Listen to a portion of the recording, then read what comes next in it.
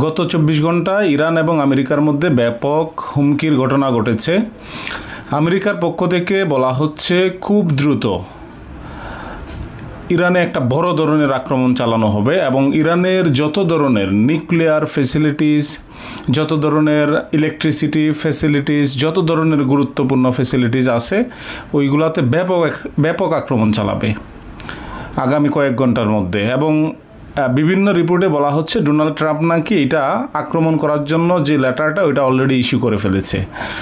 তো আরেকটা ব্যাপার হচ্ছে মিডল ইস্টে আমেরিকার পক্ষ থেকে তাদের নাগরিকদের জন্য একটা বড় ওয়ার্নিং লেটার ইস্যু করেছে।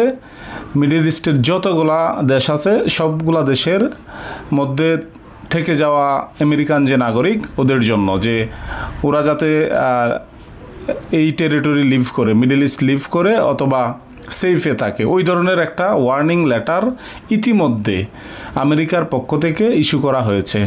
পাশাপাশি দেখেন এইখানে ইরানের পক্ষ থেকেও বিশাল একটা ওয়ার্নিং জারি করা হয়েছে যে আমরা আমেরিকার এই আক্রমণ যদি চালানো হয় আমাদের উপরে, আমরাও ব্যাপক আক্রমণ চালাবো।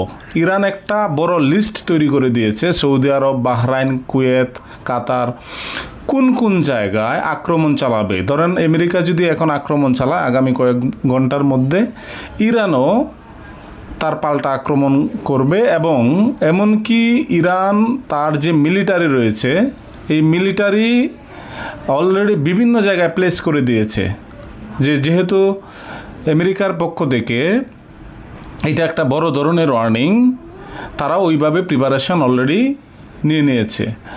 তো ইরান যেটা বলল যে আমরা এই আক্রমণ যদি করা হয় তাহলে একটা লম্বা একটা লিস্ট ধরায়া দিল এবং এখানে বলা হলো যে আমরা এই ফ্যাসিলিটিসগুলাতে, গুরুত্বপূর্ণ ফ্যাসিলিটিস, এটা সৌদি আরব বা অন্য যে দেশগুলা, আমরাও ব্যাপক আক্রমণ চালাবো।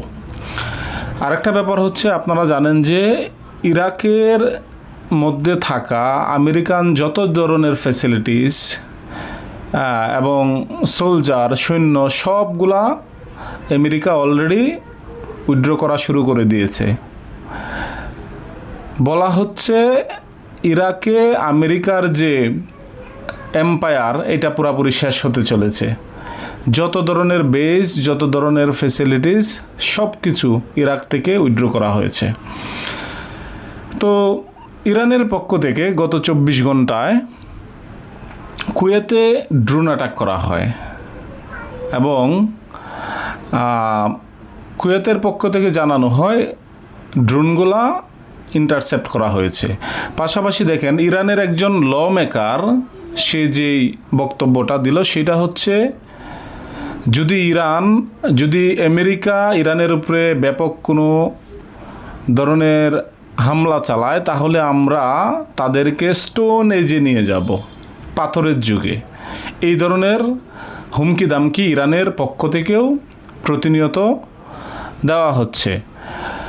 এবং এইবার আসি সৌদি আরবের ব্যাপারে। আপনারা জানেন যে সৌদি আরবের সাথে হুতিদের পাল্টা আক্রমণের ঘটনা চলছেই। আজকে গত 24 ঘন্টায় হুতিদের পক্ষ থেকে সৌদি আরবে থাকা একটা জার্মান কোম্পানির উপর ড্রোন অ্যাটাক করা হয়।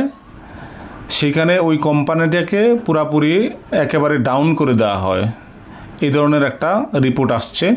পাশাপাশি হুতিদের নিয়ন্ত্রিত লোহিত সাগরের দিকে প্রায় 6টা অয়েল ট্যাঙ্কার আসছিল পাস হওয়ার জন্য। হুতিদের ওয়ার্নিং জারি করার পরে এই 6টা অয়েল ট্যাঙ্কার আবার ফেরত চলে যায়। তো আরেকটা ব্যাপার আপনাদের বলি, সেটা হচ্ছে ইরান মিডল ইস্টের যে কান্ট্রিগুলা ওদেরকে খুব সফটলি বলার চেষ্টা করতেছে এবং সতর্ক করে বলার চেষ্টা করতেছে যে দেখেন